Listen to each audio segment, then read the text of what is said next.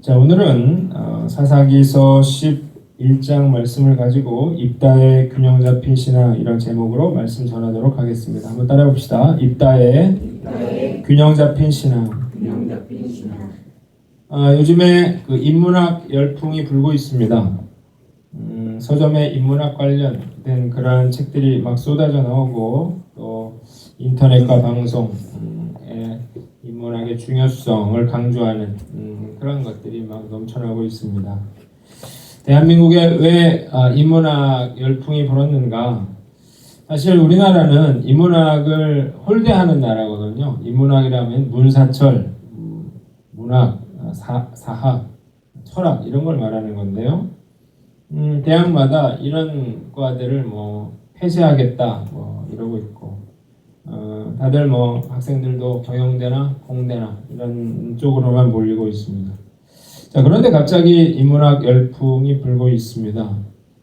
이건 그 애플의 스티브 잡스 덕이라고 보는 사람들이 많아요. 자, 애플이 진짜 어마무시한 그런 회사입니다. 이익률 이런 걸 따지면 정말 따라올 그런 회사가 없는데요. 이 회사가 스마트폰을 만들어가지고 세상을 바꾸었는데, 삼성이 아무리 노력을 해도 이 애플을 못 따라잡아요. 이게 기술의 차이가 아니라 있는 게 이제 더 큰 문제인데요. 이 삼성이 애플한테 뒤지는 이유가 뭐냐? 이게 바로 인문학에서 처지기 때문이다라고 하는 거예요.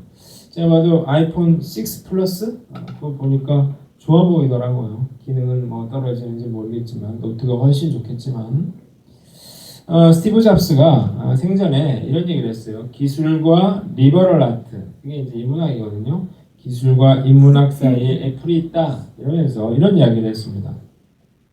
우리가 창의적인 제품을 만든 비결은 우리는 항상 기술과 인문학의 교차점에 있고자 했습니다. 기술과 인문학 사이에 그런 애플의 제품이 있다 이렇게 되는 거죠. 그 잡스가 이런 인문학에 관심을 갖게 된 계기가 있습니다. 이 사람이 대학을 한 학기밖에 안 다녔대요. 그래서 관두고, 그리고 이제 그런 다른 과 철학이라든지 인문학 강의를 이제 도강을 한 거죠. 근데 그 타이포그래피라고 하는 서체 수업을 들었대요.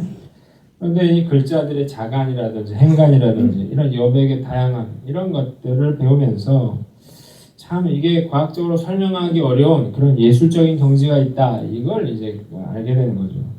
그래서 그가 이 당시에 배웠던 타이포그래피 지식이 훗날 그가 애플에서 만든 매킨토시라든지 아니면 아이폰이라든지 이런 데 이제 적용이 돼서 뭔가 그런 아름다운 그런 것들을 느끼도록 만들어 준 거죠. 이 잡스뿐만 아니라 세계적인 IT 기업들이 모두 다 인문학의 중요성을 강조하고 있습니다. 페이스북의 마크 저커버그가 우리는 기술 회사인가 이런 질문을 통해서 기술로만은 설명할 수 없는 어떤 인문학적인 상상의 세계가 페이스북의 지향점이다 그렇게 이야기를 했습니다. 그가 이런 회사를 세우게 된데도 어린 시절부터 그런 고대 로마 신화 이런 것들을 탐독하고 또 고대 역사, 문학, 그런 인문학에 조예가 깊다 그래요. 이런 것들이 페이스북의 기여한 성공에 크게 기여했다 이런 평가를 받고 있습니다. 왜 이렇게 되는가? 경쟁이 너무 치열하고 기술이 너무 발전하다 보니까 다양한 그런 시각 이런 것들이 필요하게 되면서 인문학적 사고가 중요하게 대두가 된 겁니다. 근데 우리나라는 어떤가 보면, 우리나라는 인문학 전혀 안 되죠. 우리나라가 그 OECD 중에서 그 15세 학생들의 학업 성취도 평가를 보면 수학, 과학, 읽기 능력이 아주 높습니다. 탁월해요. 고등교육 이수율도 톱10에 든다 그래요. 그런데 이 학생들이, 이렇게 탁월한 학생들이 대학만 가면 이제 지지부진해지고요. 그리고 대학을 졸업하면 그런 영향력 있는 그런 사람이 없는 거죠. 노벨상 수상자는 지금까지 사실 한 명도 없는 거죠. 평화상 빼고는.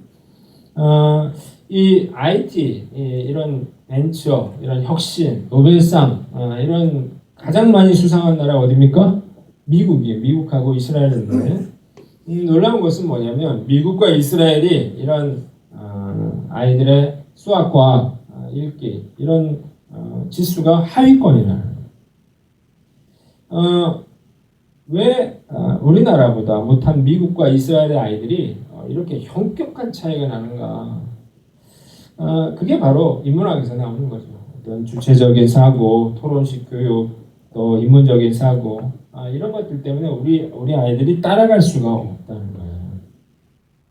얼마 전 인천 송도에서 그 세계은행 그 사무소가 이제 개설이 됐는데 세계은행 그 총재가 우리나라 사람입니다. 김용이라는 사람인데 이분이 한국 교육에 대해서 쓴소리를 던졌습니다. 아침 8시부터 밤 11시까지 공부만 시키는 시스템으로 과연 창조 경제가 가능하냐 이렇게 이런 질문을 했는데요. 지적을 했는데 하루 종일 주입식으로 국영수만 공부하는 아이들이 과연 뭐 무슨 혁신을 기대하고 창조를 기대하겠습니까? 이렇게 되니까 우리나라 대기업들이 아주 한국식으로 이 문제를 해결하려고 그러는 거예요. 인문학이 중요하다니까 어떻게 했어요? 공채 시험에 인문학을 집어넣은 거예요. 사학, 문학, 철학 이걸 공부 시험 과목에 넣은 거예요. 국려지책으로 삼성은 철학, 사학, 문학, 음악, 미술을 전공한 젊은이들을 뽑아가지고 그래가 6개월 동안 소프트웨어 전문 교육을 시켜가지고 해당 그런 부서의 전문가로 키울 예정이다 그렇게 말을 하고 있는데 참 답답한 거죠. 교육이 변하지 않는데 시험만 바꿔가지고 과연 어떤 인문학적인 소양을 갖출 수 있을까? 놀라운 것은 인문학을 강조하다 보니까 인문학만을 가르치는 학원이 등장했다는 거예요.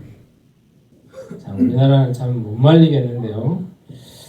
그러다 보니까 우리나라의 그 참 문화라고 하는 게 다양성이 부족한 것 같아요. 너무나 편협한 것 같아요. 이러니까 창조적 사고가 안 나오는 거죠. 이러니까 뭐 뺏기게 되고 이러니까 뒤처질 수밖에 없는 건데요.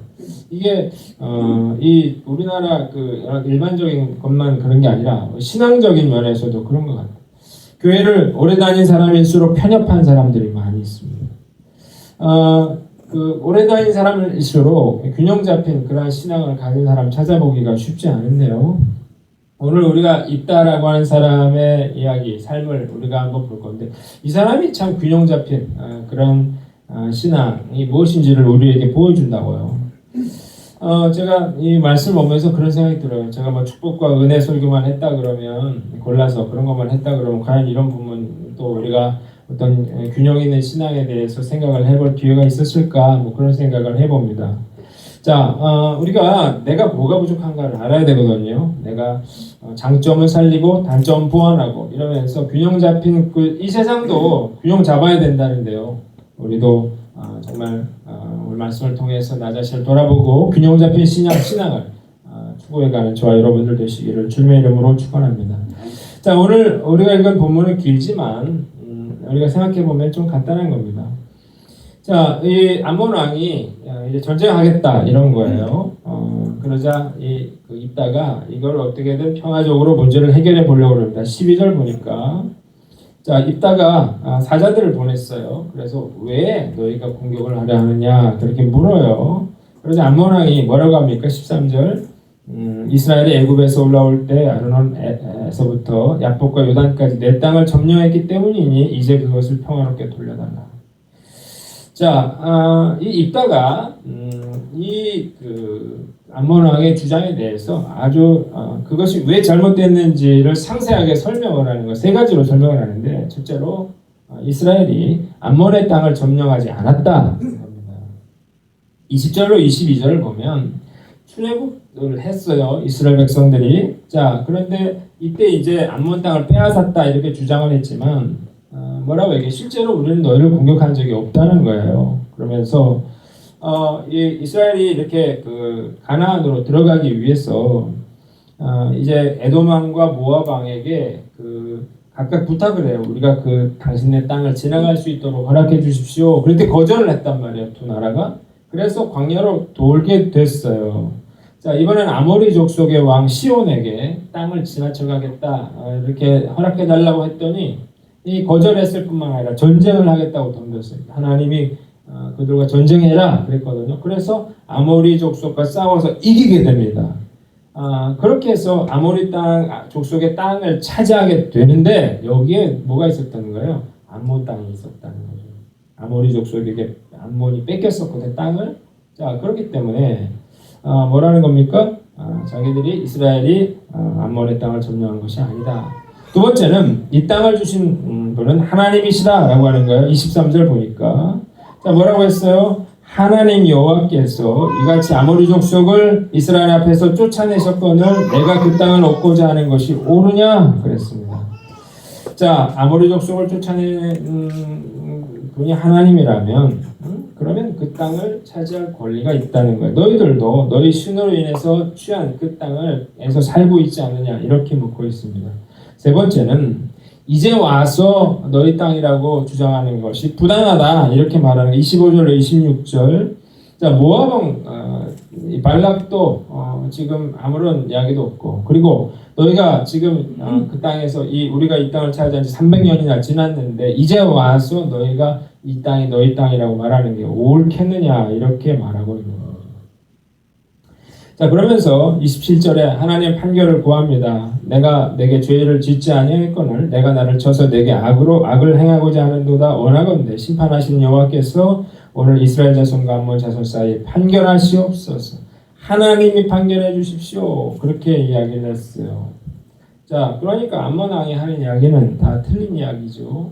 자, 그러나 듣지 않았어. 28절 암몬 자손의 왕이 입다가 말하는 것을 듣지 않았다 그랬습니다. 자, 뭐 이유가 있겠죠. 뭐 무서워 보이니까, 뭐 얼마나 허접합니까? 그러니까 무력으로 우리가 너희 땅을 빼앗겠다 이렇게 나오는 거죠. 자, 오늘 이게 이제 우리가 읽은 본문의 내용인데 대충 아시겠죠? 대충 이런 상황이에요. 우리가 이 본문을 통해서 세 가지를 생각해 보는데 첫째로 입다가 하나님의 말씀에 정통했다는 겁니다. 한번 따라합시다. 하나님의 말씀에 정통했다. 저는 이 본문을 보고 깜짝 놀랐어요. 야, 이 사람이 기상의 아들이고 그리고 자기 형제들에게 쫓겨난 사람이잖아요. 그러면서 건달들과 어울리던 그런 사람인데 오늘 말씀 보니까 이스라엘 역사와 하나님 말씀에 대해 정확하게 알고 있다라는 거예요. 자, 어떻게 이럴 수 있었을까? 참 신기할 정도로 하나님만 의지하고 하나님만 믿고 따랐기 때문이 아닐까 그런 생각이 드는데 그가 가지고 있던 하나님 말씀에 대한 지식 이런 것들이 암몬 왕이 쳐들어왔을 때 아주 효과적으로 그 하나님 말씀으로 암몬 왕의 어떤 협박, 이런 공갈 이런 것들을 물리칠 수 있었다는 겁니다. 자, 여러분, 우리가 신앙에 있어서 가장 중요한 것은 하나님의 말씀이에요. 우리가 하나님의 말씀을 잘 알아야 됩니다. 그래야 하나님 말씀을 들으면, 여러분 오늘도 말씀을 들으면 뭔가 생각나는 게 중요한 거예요. 나에게 떠오르는 것. 하나님 말씀이 있었기 때문에 이 암몬 왕의 어떤 이런 이야기 속에서 이것이 잘못이다 라고 하는 것을 그가 깨달아 알 수가 있었던 거죠. 자, 요즘 휴가철인데요. 오랜만에 어디 가서 잘 놀고 오는 것, 이건 잘못되는 게 아니에요. 자, 그런데 이게 문제가 되는 건 뭐냐면 우리가 이렇게 자꾸 놀다 보면 계속 8월 내내 노는 수가 있어요. 그러다가 하나님 말씀을 언제 읽었는지 기억도 안 나고 큐티고 성경이고 다 내려놓고 날씨는 덥고 막 지치니까 이러다 보면요 이게 언제까지 가요? 올해 말까지 갑니다. 12월 말. 성경책을 언제 읽었는지 기억도 안 나고. 여러분 말씀을 놔버리면 지칩니다. 그리고 더 중요한 건 사단의 공격의 대상이 된다는 거예요. 지금이 내가 위기라는 사실을 말씀을 알아야 내가 그걸 딱 분별을 할 텐데 말씀을 모르면 그 어려움들을 내가 분별할 수도 없고 말씀은 우리의 뭐가 돼요? 인도자가 되고 보호자가 되고 우리 힘이 되는데 그 말씀이 없으니까 지치고 힘든 거예요. 자, 오늘 입다처럼 이렇게 말씀의 사람 되시기를 주님의 이름으로 축원합니다. 두 번째는 지혜를 갖추었다 하는 겁니다. 한번 따라합시다. 지혜를 갖추었다.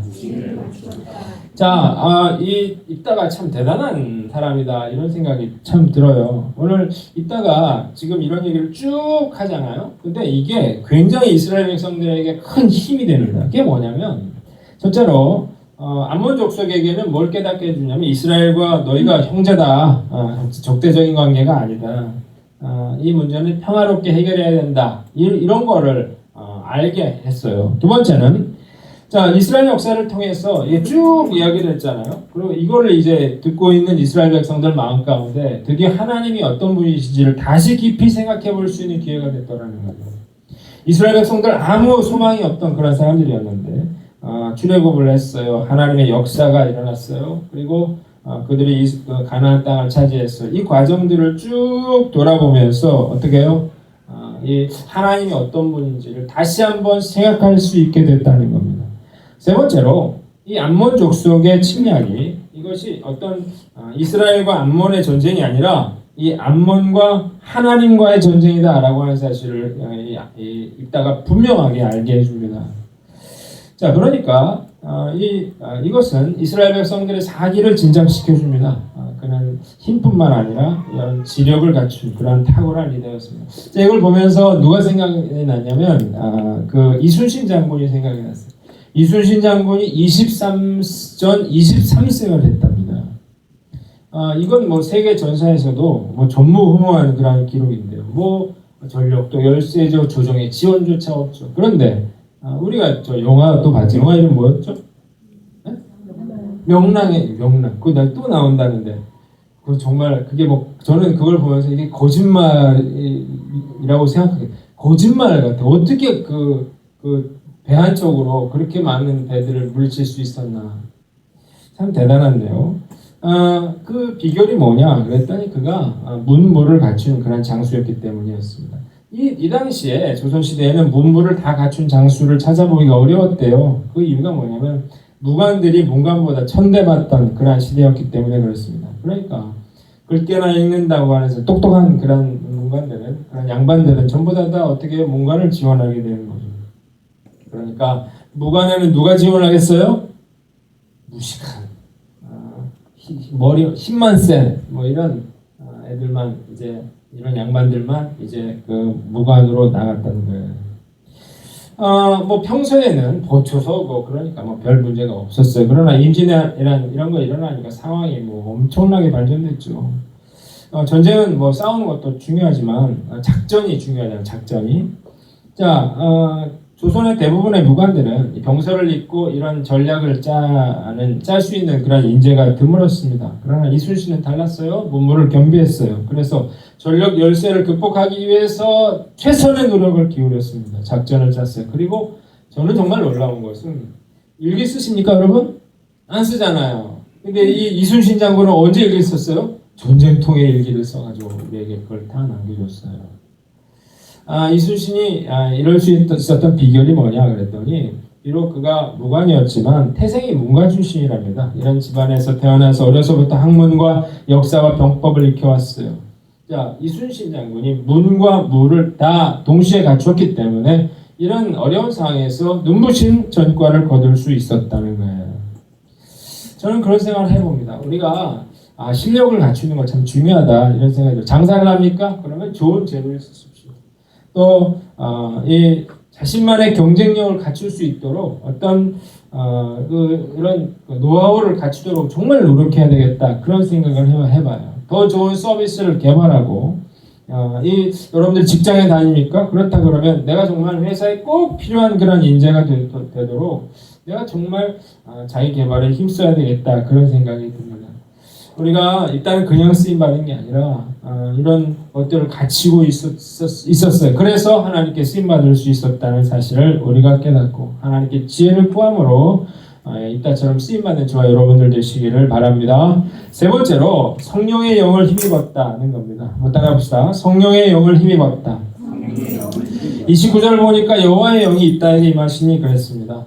입다가 성경에 대해서 정통했어요. 그리고 그런 탁월한 지혜가 있었습니다. 그러나 이것만으로는 암몬의 대군을 이길 수 없었습니다. 입다가 이 전쟁에서 승리하기 위해서는 어떻게 해요? 그 하나님의 영, 바로 성령의 기름 부으심이 필요했다는 거예요. 자, 우리가 그 하나님께로 받을 수 있는 가장 큰 선물이 바로 성령의 충만함인데요. 성공은 이런 그 가장 큰 그런 선물은 아닌 것 같아요. 왜냐하면 성공하기도 어렵고 성공을 해도 허무하기 때문에 그래서 성공이 가장 좋은 선물이 아니라 성령 충만함이 가장 그런 큰 선물이에요. 왜 그래요? 성공 못해도 마음에 감사함이 있고 행복함이 있어요. 성공을 해도 우리가 허무하지 않아요. 그렇기 때문에 성령 충만이 가장 중요한 건데요. 자, 우리가 인생이 참 힘들잖아요. 그러나 성령 충만하면 우리 마음 가운데 담대함이 생깁니다. 하나님이 함께 계신다라고 하는 그런 믿음이 생겨요. 우리가 왜 내 마음에 염려가 생기고 걱정이 생기고 근심이 생기는가? 내가 성령 충만하지 못하기 때문에 현실을 자꾸 보기 때문에 그러거든요. 현실이 불가능한데 나는 해결할 능력이 없으니까 괴로운 거거든요. 자, 결국 우리가 하나님의 능력이 없는 게 아니거든요. 이 전쟁은 이스라엘로서는 이길 수 없는 그런 전쟁이거든요. 이럴 때 필요한 것은 성령의 능력을 힘입는 거예요. 성령의 능력을 힘입으면 그 성령의 능력으로 우리가 그 모든 어려운 상황들을 돌파할 수 있는 그런 힘과 능력이 생긴다고요.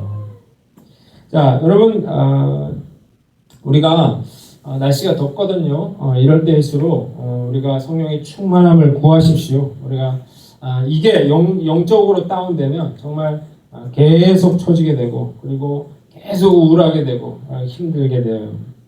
자, 저는 설교를 시작하면서 기술만큼 인문학이 중요하다 그런 얘기를 했는데요. 하나만 잘해서는 안 되고 균형을 갖추는 것이 중요하다 그렇게 말씀을 드렸어요. 제가 이렇게 생각을 해봤어요. 그러면 우리가 균형 잡힌 신앙을 갖기 위해서는 과연 뭘 우리 삶에 적용해야 될까 두 가지를 생각이 나더라고요. 자, 말씀과 영적 체험의 균형을 이루라는 거예요. 한번 따라합시다. 말씀과 영적 체험의 균형을 이루라. 자, 이게 그 말씀 중요하죠. 영적 체험 중요하죠. 중요한 것은 이 두 가지를 다 같이 가야 된다는 것입니다. 이게 그 동시에 가기가 좀 힘들어요. 우리가 체험이 있는 사람들은 말씀이 부족한 경우가 많고 또 말씀을 잘 아는 사람 중에는 어떤 영적인 체험이 없는 경우가 많아요. 자, 우리가 바울을 보면 바울은 아주 이상적인 사람입니다. 바울은 어떤 사람이었어요? 바리새인 중에 바리새인이라고 그랬으니까 완전 성경에 정통한 사람이었거든요. 그런데 그가 다메섹 도상에서 예수님 만나고 성령의 능력을 받습니다. 그래서 어떻게 돼요? 뭐 여러 가지 환상과 계시를 보고 뭐 삼층천도 갔다 오고 뭐 이런 경험을 하죠. 자, 이래서 어떻게 돼요? 사도 바울이 어떤 말씀과 영성이 아주 균형을 이룬 그런 사람이 되거든요. 그래서 사도 바울이 고린도 교회나 이런 교회들에게 그런 얘기를 하는 거죠. 너희가 균형을 이루어야 된다. 말씀 위에 서야 된다. 그렇게 얘기를 하는 거예요. 나는 어떤가 우리가 생각해 보는 거죠. 나는 영적인 어떤 그런 말씀과 체험의 균형을 잘 이루고 있는가 한번 생각해 보는 거예요. 제가 지난달에 그 특별 금요 철야의 기도회를 2번 했습니다. 저희 목표는 영적 체험을 하는 거였어요. 그 이유는 우리 교회는 이제 제자훈련으로 이렇게 탄탄하게 세워진 그런 교회이기 때문에 이런 집회들을 자주 가져서 영적인 그런 충만함을 경험하는 것, 체험하는 것, 이것이 중요하다. 제가 이렇게 생각을 했어요.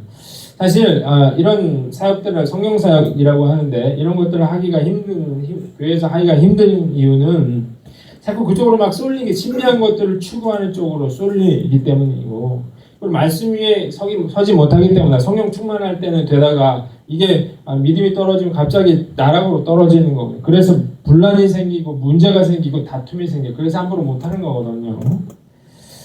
자, 그래서 그 말씀 위에 잘 세워진 뒤에 그리고 어떤 성령의 그런 체험을 구하는 것이 참 중요하다 봅니다. 이게 옳아요. 목사님들이 그런 얘기를 해요.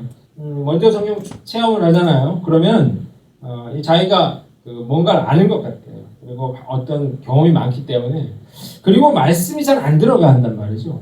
처음에는 자기가 모르니까 차근차근 이렇게 오랜 세월 동안 배울 수가 있지만 먼저 체험이 있는 사람들은 자기가 굉장히 뭘 많이 안다고 생각하기 때문에 이게 잘 말씀으로 세워지기가 어렵더라고요. 그러니까 우리가 말씀으로 잘 세워졌습니까? 그러면 어떻게 성령 충만함을 그런 성령의 체험을 구하십시오. 그리고 내가 어떤 성경 체험이 있습니까? 그럼 말씀이 부족하잖아요. 그러면 말씀을 우리가 잘 우리가 공부해 나가고 채워 나감으로 우리가 말씀과 깊은 영적 체험을 잘 균형을 맞춰 이렇게 바울처럼 이따처럼 쓰임받는 저와 여러분들 되시기를 주님의 이름으로 축원합니다.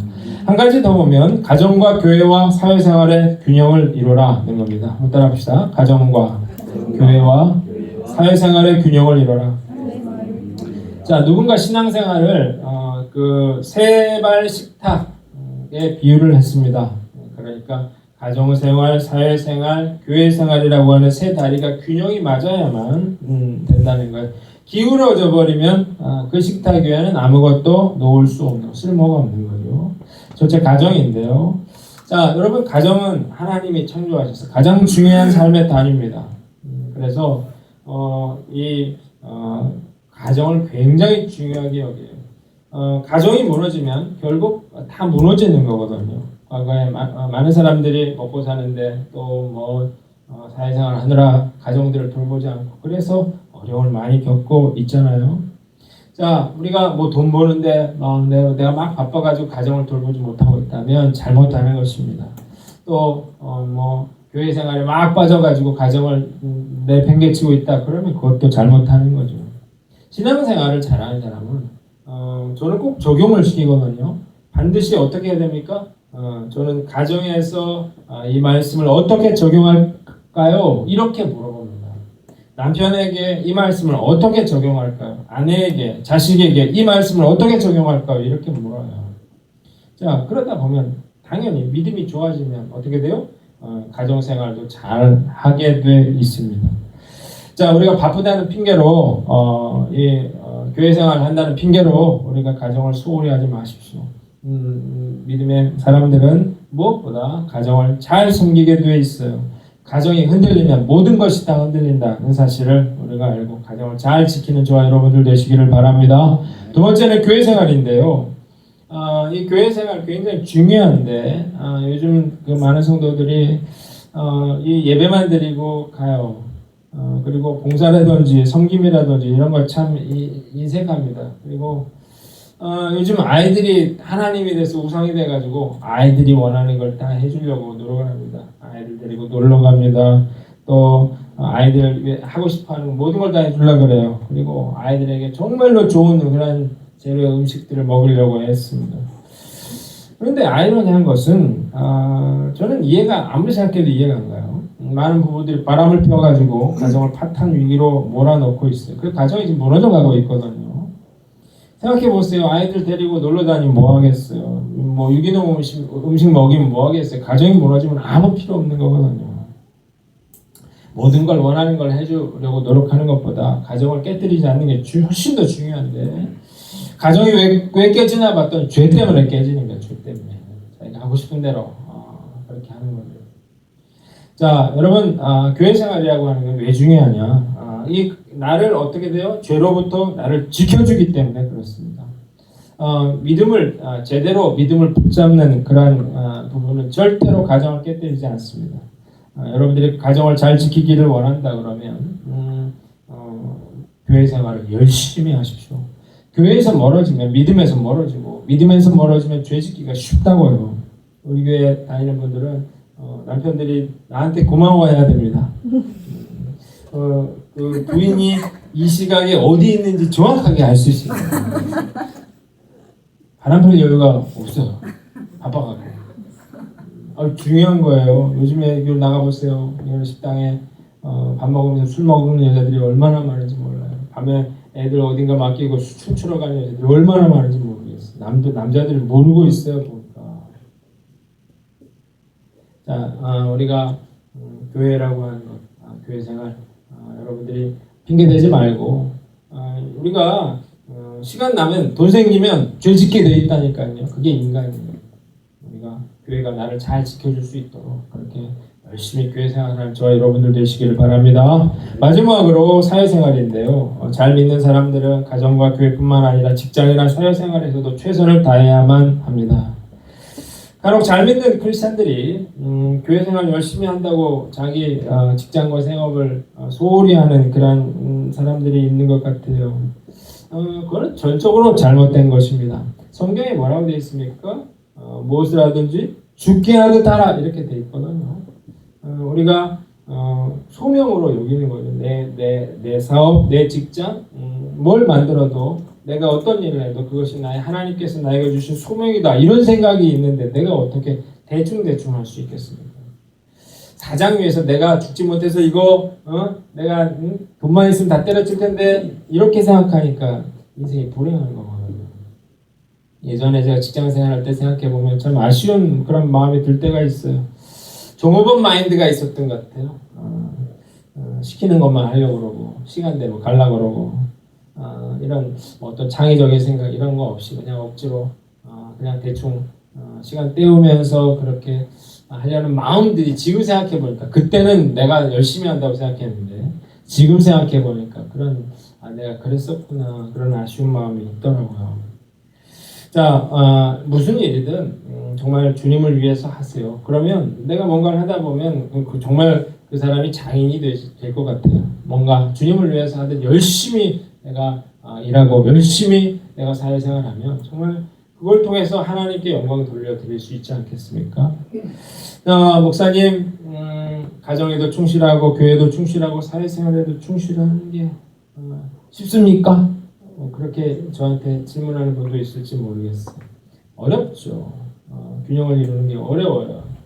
자, 그러나 우리가 변명하고 핑계대면 절대 균형을 이룰 수가 없어요. 변명하고 핑계대면 입다를 보세요. 입다는 그런 것들을 갖췄다고요. 그런 어려운 상황에서도. 그래서 어떻게 돼요? 이스라엘을 구원하는 그런 놀라운 역사를 이루었다고요. 오늘 말씀을 뒤에 보면 어떻게 됐어요? 암몬 자손이 이스라엘에게 항복했다고 했어요. 이것은 입다를 통해 하나님이 일하신 놀라운 역사였어요. 우리가 변명하면 또 핑계대면 절대 균형 잡힌 삶을 살 수 없고 세상을 변화시킬 그런 리더가 될 수 없다는 사실을 깨닫고 우리가 균형 잡힌 믿음의 삶을 살아가는 저와 여러분들 되시기를 주님의 이름으로 축원합니다.